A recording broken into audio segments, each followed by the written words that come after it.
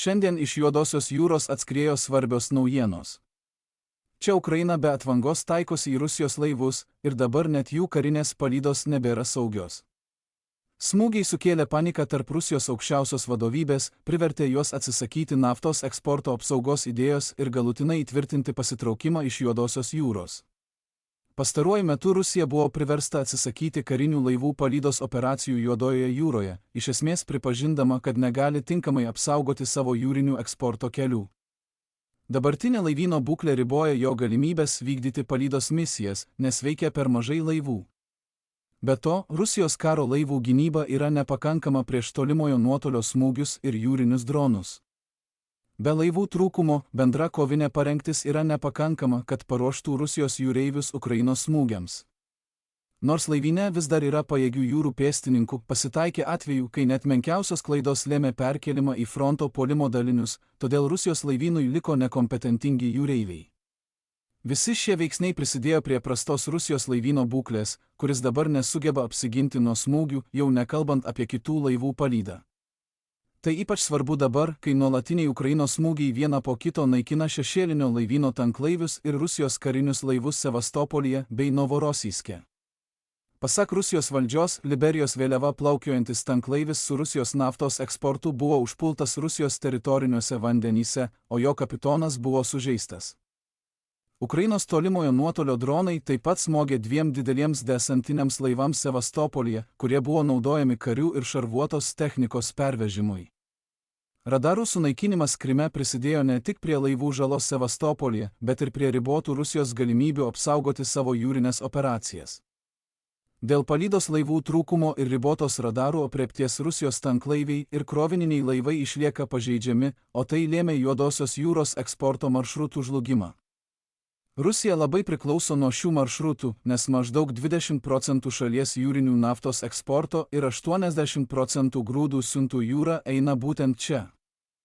Dabartinės situacijos giluminė problema slypi Rusijos vidaus laivų statybos sektoriuje, kuris neturi pajėgumų masiškai kompensuoti patirtų nuostolių. Rusijos kariniai analitikai skundžiasi, kad tik nedidelė dalis laivų statyklų gali patenkinti bent minimalius Rusijos laivyno poreikius ir net šios nuolat susiduria su vėlavimais, nes vakarų sankcijos nutraukė prieigą prie svarbių importuojamų komponentų, įskaitant dizelinius variklius, pažangę elektroniką ir specializuotus staklių įrankius. Didžioji dalis laivų statybos infrastruktūros siekia sovietinius laikus ir nėra modernizuota, todėl Rusijai iš esmės tampa neįmanoma atkurti prarastus laivus. Tai riboja galimybės demonstruoti galią jūrose, o didžiausios problemos kyla dėl sausųjų dokų, sunkiųjų kranų ir gamybos linijų.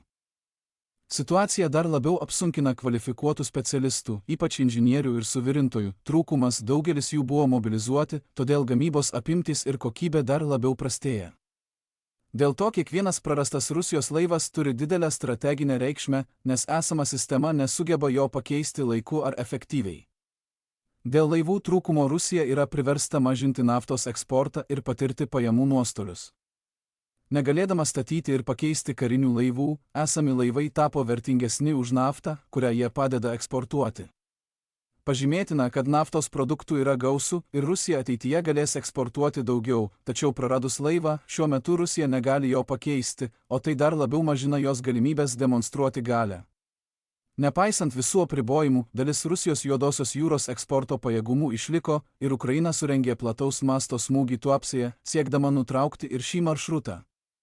Ukrainos tolimojo nuotolio dronai taikėsi į naftos perdirbimo gamyklą Tuapsėje ir sukėlė didelius gaisrus. Vėlesni smūgiai pataikė tiek į perdirbimo gamyklą, tiek į greta esantį eksporto terminalą, padegdami kelias saugojimo talpyklas ir paskleisdami storus juodus dūmus virš teritorijos, kas rodo didelę žalą. Šie išpuoliai sekė po ankstesnių smūgių į tą pačią gamyklą, parodydami nuoseklias pastangas sumažinti jos veiklos pajėgumus. Papildomi naktiniai smūgiai, panaudojant liūtį kamikadzės dronus, dar labiau padidino žalą, patvirtinta, kad degė bent 2 kuro talpyklos.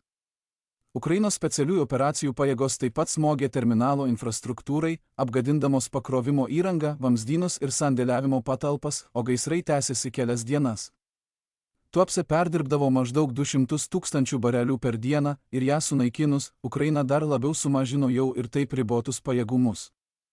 Apskritai, Rusijos laivai yra priversti slėptis uostuose, nes nuolatiniai Ukrainos smūgiai atskleidė sisteminės Rusijos karinio jūrų laivyno ir laivų statybos pajėgumų silpnybės, parodė, kad Rusija nesugeba padidinti gamybos apimčių.